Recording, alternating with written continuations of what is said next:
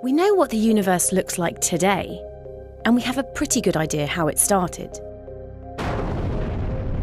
With the Big Bang. But what happened in the 14 billion years between the Big Bang and now? How did galaxies, like our Milky Way, evolve? To test our theories, scientists at MIT have built a computer model of the universe. A simulation so complex that calculating it on a single desktop would take 2,000 years. They modelled a volume of space almost 350 million light-years across, a large enough chunk to be representative of the whole universe, but detailed enough to delve into individual galaxies, a feat no other team has managed. The model doesn't just tackle the universe's huge range of scales. It also richly describes the forces at work, much better than previous attempts.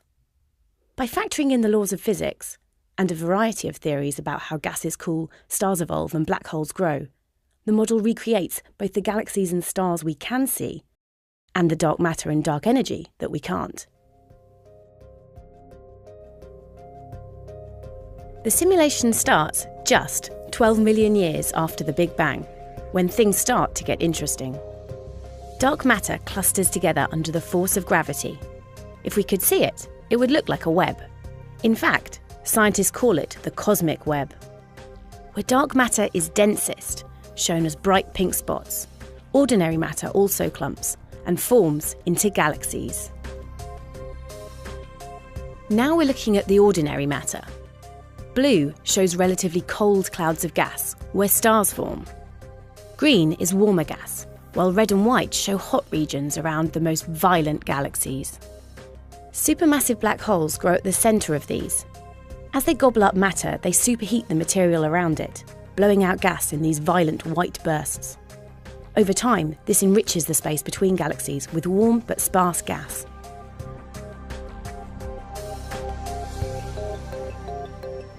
The simulation also shows the distribution of different elements. The early universe was full of helium and hydrogen. As stars evolve and die in supernovae, they fuse these basic chemicals into heavier elements, such as carbon and oxygen, as well as metals.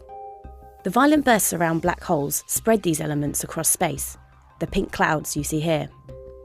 Life depends on these chemical building blocks. Only when you have enough of them do planets and complex molecules form. We're looking at dark matter again, and we've almost reached the present day. 14 billion years of the universe's evolution has pulled a tightly woven dark matter web into a looser network of giant galaxy clusters. A big challenge, the team say, was recreating the variety of galaxies we observe. The model's 40,000 galaxies include this spiral one, like our Milky Way. In fact, the simulation produces a world that's remarkably similar to the real universe, as we see it through our telescopes. And because the simulation matches our observations so well, it gives us greater confidence in our understanding of the universe. How it began, how galaxies formed, what it's made of, and the laws that govern it. Of course, the model is not perfect, but where it fails, the simulation challenges our view of the universe.